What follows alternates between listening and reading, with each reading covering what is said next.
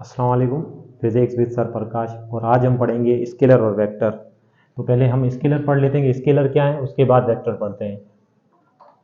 यहाँ से नज़र नहीं आ रहा, ठीक है। स्केलर, तो स्केलर क्या है? बेसिकली ये दोनों क्वांटिटीज़ होती हैं, तो स्केलर क्वांटिटीज़ कहें या फिर वेक्टर क्वांटिटीज़। तो स्केलर क्वांटिटीज़ क्या होती हैं, पहले इनको डेफिनेशन लिखें। Those quantities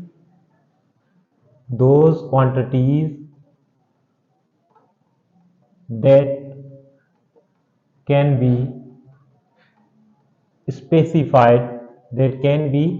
specified by using, वो क्वांटिटी जिनको हम स्पेसिफाई करें, डिफाइन करें, शो करें, रिप्रेजेंट करें by using magnitude and the unit. इसके अंदर डायरेक्शन की नीड नहीं होती, नो नीड ऑफ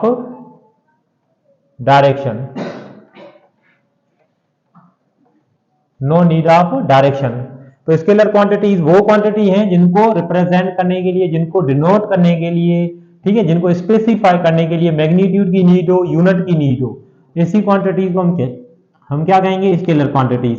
और स्केलर क्वांटिटीज पे रिप्रेजेंट करने के लिए डायरेक्शन की नीड नहीं होती।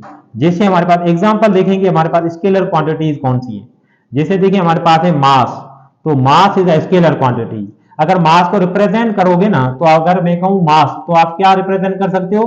5 kg। मिसाल तौर मैं कहूं ना, हमारे पास 5 kg मास है, तो देखो मास को डिफाइन करने के लिए सिर्फ मुझे दो चीजों की नीड पड़ी। एक मैग्नीट्यूड, ये हमारे पास क्या है? मैग्नीट्यूड।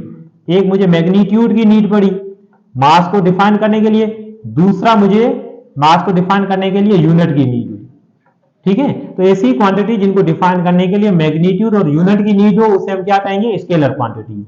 मैग्नीट्यूड मतलब नंबर, ठीक है, नंबर्स या डिजिट्स। ऐसी क्वांटिटी जिनको डिफाइन करने के लिए नंबर्स और यूनिट की नीड हो, डिजिट्स और यूनिट्स की नीड हो, या फिर ऐसे को मैग्नीट्यूड और यूनिट्स की नीड हो, तो उसे हम क्या कहेंगे? Scalar quantity. एक और मैं एग्जांपल लिखता हूं इसी तरीके से। अगर जैसे मैं कहूं एग्जांपल टेम्परेचर, एग्जांपल मैं कहता हूं टेम्परेचर हमारे पास क्या है? स्केलर क्वांटिटीज है। क्यों? क्योंकि टेम्परेचर को डिफाइन करने के लिए सिर्फ और सिर्फ मैग्नीट्यूड और यूनिट की नीड है। अगर मैं कहूं अपना इंसान की नॉर्मल बॉडी टेम्परेचर जो है ना 37 सेल्सियस है। अब देखो हमने कंप्लीटली टेम्परेचर को डिफाइन कर लिया दो चीजों से, एक मैग्नीट्यूड या नंबर से और दूसरा यूनिट से। तो ऐसी क्वांटिटी जिनको डिफाइन करने के लिए सिर्फ नंबर और यूनिट की नीड हो, या मैग्नीट्यूड और यूनिट की नीड हो, तो उन क्वांटिटीज को हम क्या कहते हैं? Scalar quantities. मास है, टेम्परेचर है, टाइम है, टाइम हमारे पास क्या है? स्केलर क्वांटिटीज है। डिस्टेंस हमारे पास क्या है? स्केलर क्वांटिटीज है। उसके बाद स्पीड हमारे पास क्या है? स्केलर क्वांटिटीज है। तो इस तरीके से एरिया हमारे पास क्या है? स्केलर क्वांटिटी है। वॉल्यूम हमारे पास क्या है? स्केलर क्वांटिटी है। और बहुत हमारे पास स्केलर क्वांटिटीज हैं। और स्केलर क्वांटिटीज में एक और ये इंपॉर्टेंस के स्केलर क्वांटिटीज को अगर आप लोग ऐड करें या फिर उनको सब्ट्रैक्ट करें, ऐड करना हो या सब्ट्रैक्ट करना हो, या फिर आपको मल्टीप्लाई करना हो या आपको डिवाइड करना हो, ठीक है, आपको स्केलर क्वांटिटी को ऐड करना हो, सब्ट्रैक्ट करना हो, मल्टीप्लाई करना हो या डिवाइड करना हो, तो आप सिंपल क्या करोगे?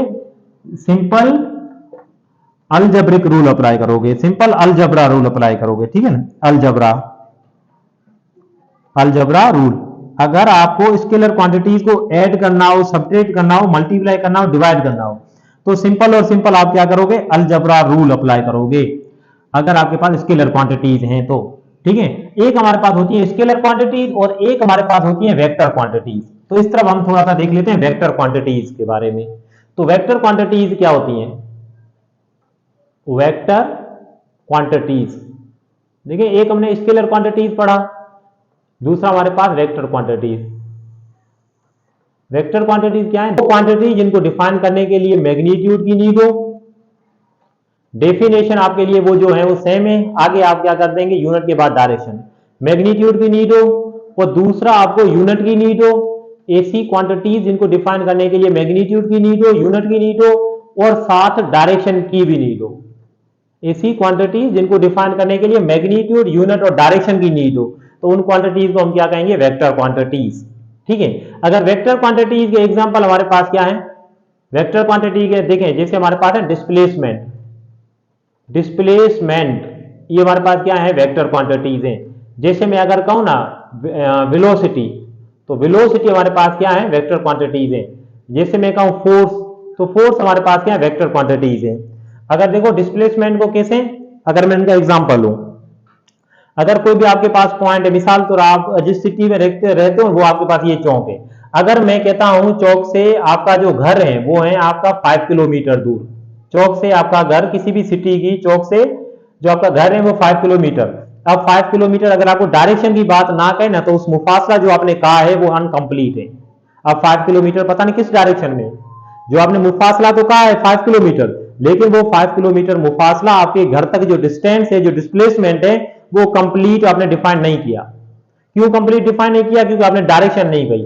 अगर आप कहते हो कि अगर मिसाल तो ये डिग्री सिटी है, मैं कहता हूं मेरा जो घर है डिग्री सिटी से टंडो जान मोहम्मद की रोड पे 5 किलोमीटर, अब देखो मैंने 5 किलोमीटर और मैंने क्या कहा, टंडो जान मोहम्मद रोड, टंडो जान मोहम्मद रोड, ठीक है, टंडो जान मोहम्मद रोड। तो ये टंडो जान मोहम्मद रोड जो बेसिकली क्या है, डायरेक्शन। तो मैंने ऐसा मुफासला जिनको डिफाइन करने के लिए डायरेक्शन की नीड हो, तो उसे हम क्या कहेंगे, वेक्टर क्वांटिटी। सेम अगर आपके पास फोर्स हो, आपके पास कोई भी एक ऐसे समझे कि आपने कोई भी एक हैवी वेट रखा हुआ है, अगर आप कहते हो कि थोड़ा फोर्स दे इसको, अगर आप मिसाल तौर कहते हो 10 न्यूटन फोर्स दें, अब 10 न्यूटन फोर्स किस तरफ देना है, इसको आगे इस तरफ फोर्स देना है, या इस डायरेक्शन में देना है, या अपवर्ड फोर्स देना है, या डाउनवर्ड फोर्स देना है।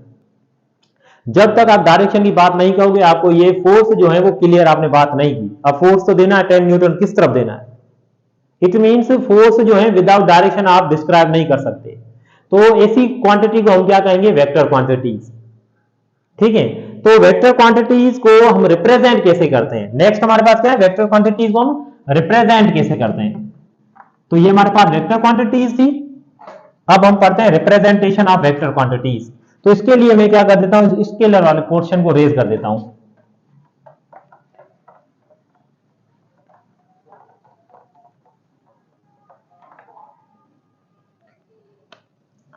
अब हमारे पास क्या है, रिप्रेजेंटेशन ऑफ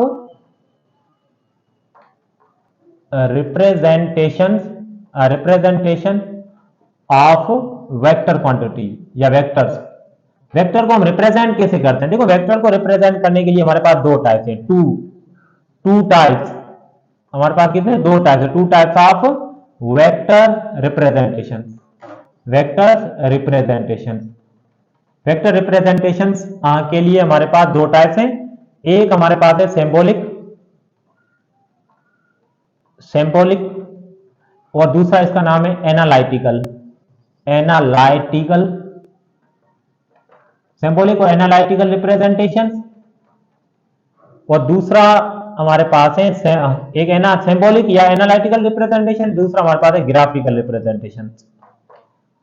ग्राफिकल रिप्रेजेंटेशन। तो हमारे पास दो मेथड हैं वेक्टर को रिप्रेजेंट करने के लिए। अब हम क्या कर लेते हैं, हर एक मेथड को पढ़ लेते हैं। पहले सिंबॉलिक मेथड, सिंबॉलिक मेथड या सिंबॉलिक रिप्रेजेंटेशन, ठीक है ना। सिंबॉलिक रिप्रेजेंटेशन क्या है, सिंबॉलिक वेक्टर रिप्रेजेंटेशन क्या है। देखिए इसके अंदर पहले हमारे पास क्या है, वेक्टर को आप बोल्ड फेसिस लेटर से रिप्रेजेंट कर सकते हो। दो तरीके हैं इसके अंदर भी, एक आपके पास क्या है, बोल्ड फेसिस लेटर्स, जो आपके पास इंग्लिश अल्फाबेट्स होते हैं जिनको आप बोल्ड फेसिस लेटर से रिप्रेजेंट करते हो। किस तरीके, इस तरीके से। अगर आपके पास मिसाल तो वेक्टर ए है, तो आप वेक्टर ए को इस तरीके से रिप्रेजेंट करते हैं, या वेक्टर बी है तो वेक्टर बी को आप ऐसे बोल्ड करके आप रिप्रेजेंट कर सकते हो कि ये वेक्टर हमारे पास बी है। या वेक्टर सी हो तो वेक्टर सी को भी इस तरीके से आप बोल्ड करके रिप्रेजेंट कर सकते हो कि ये वेक्टर हमारे पास सी है। और दूसरा, इसी के अंदर दूसरा तरीका हमारे पास क्या है, वेक्टर सिंबॉलिक के अंदर पुटिंग एरोहेड। एरोहेड हम क्या करेंगे, putting arrowhead on English alphabets, English letters, या इंग्लिश जो लेटर्स है ना उनके ऊपर हम क्या कर देंगे, एरो पुट कर देंगे। मिसाल तो हमारे पास वेक्टर ए है तो इसके ऊपर हमने एरो पुट कर दिया, ये हमारे पास क्या वेक्टर बन गया। या मिसाल तो हमें क्वांटिटीज दें, डिस्प्लेसमेंट वेक्टर क्वांटिटी है, तो ऐसे देने के बाद ऊपर मैंने एरो दे दिया तो ये हमारे पास क्या गया, डिस्प्लेसमेंट वेक्टर। जैसे वेलोसिटी है तो v देने के बाद मैंने ऊपर एरो पुट कर दिया, तो ये हमारे पास क्या है, वेक्टर है। या इस तरीके से मैं फोर्स का हूं तो फोर्स के ऊपर मैंने एरो दे दिया, तो ये हमारे पास क्या है, वेक्टर्स हैं। तो आप वेक्टर्स को सिंबॉलिक मेथड से दो तरीके, एक आप बोल्ड फेसिव लेटर से लिख सकते हैं, दूसरे आप इंग्लिश अल्फाबेट लिखें उसके ऊपर एरो दे दें। जैसे एक्सक्लेमेशन हमारे पास होती है ना, वो भी वेक्टर क्वांटिटी है, उसके ऊपर भी आप एरो दे दें, ये भी हमारे पास क्या बन गया, वेक्टर बन गया। तो वेक्टर रिप्रेजेंटेशन सिंबॉलिक मेथड में दो तरीके हैं, और दूसरा हमारे पास है ग्राफिकल मेथड। अब ग्राफिकल मेथड क्या है देख लेते हैं। ग्राफिकल मेथड या ग्राफिकल रिप्रेजेंटेशंस, ग्राफिकल रिप्रेजेंटेशंस क्या है, देखिए ग्राफिकल रिप्रेजेंटेशंस के अंदर हमारे पास क्या है, line segment, line segment having arrow head, एक लाइन सेगमेंट जिसके बाद एरो हेड, जिनका एक एरो हेड होना चाहिए।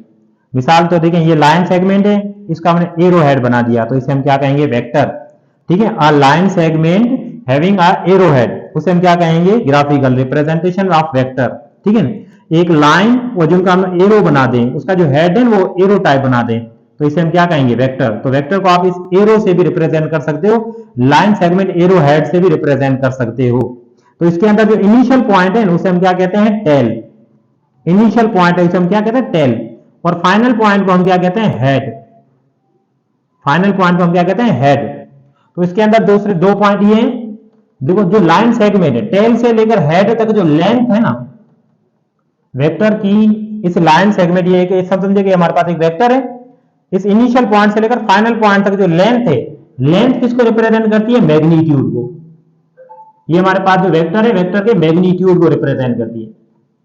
इसी तरीके से ये जो एरो हेड है, एरो हेड, एरो हेड जो है ना वो किसको रिप्रेजेंट कर रहा है, एरो हेड। ये हमारे पास एरो हेड है इस वेक्टर का, ये एरो हेड किसको रिप्रेजेंट कर रहा है, डायरेक्शन को, डायरेक्शन, डायरेक्शन को। तो ये हमारे पास दो तरीके थे वेक्टर को रिप्रेजेंट करने के लिए, एक सिंबॉलिक रिप्रेजेंटेशन जिसके अंदर हम सिंबल की मदद से वेक्टर को रिप्रेजेंट करते हैं, दूसरा ग्राफिकल रिप्रेजेंटेशन जिसके अंदर हम एक लाइन सेगमेंट लेते हैं जिनका एक एरो हेड होना चाहिए, फिर उनके स्टार्टिंग पॉइंट को हम क्या कहेंगे, टेल, और फाइनल पॉइंट को क्या कहेंगे, हेड। जो इनकी लेंथ होगी वो किसको रिप्रेजेंट करेगा, मैग्नीट्यूड को, मैग्नीट्यूड ऑफ वेक्टर। और एरो जो एरो हेड है वो किसको रिप्रेजेंट करेगा, डायरेक्शन को, डायरेक्शन ऑफ वेक्टर। तो ये हमारे पास सिंपल स्केलर और वेक्टर था। अब हम आगे पढ़ेंगे एडिशन ऑफ वेक्टर, जो कि नेक्स्ट वीडियो में। आई होप कि इस वीडियो से आप लोगों ने बहुत कुछ सीखा होगा। तो इसी तरीके से इस वीडियो को लाइक करें, शेयर करें और चैनल को सब्सक्राइब करें। Thank you.